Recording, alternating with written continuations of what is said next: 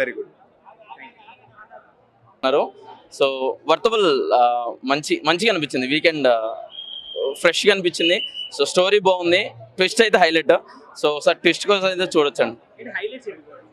Highlight decade operation అండి. So మనకి ఎలాంటి బోరింగ్ అనిపించకుండా ఫస్ట్ నుంచి లాస్ట్ వరకు సినిమా బాగా తీశారండి. సో ట్విస్ట్ల మీద ట్విస్ట్లు మంచిగా అనిపించింది. యాజ్ యూజువల్ అండి.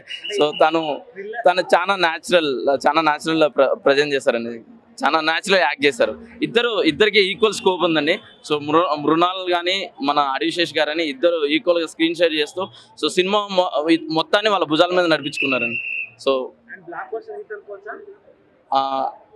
హిట్ మూవీ అండి.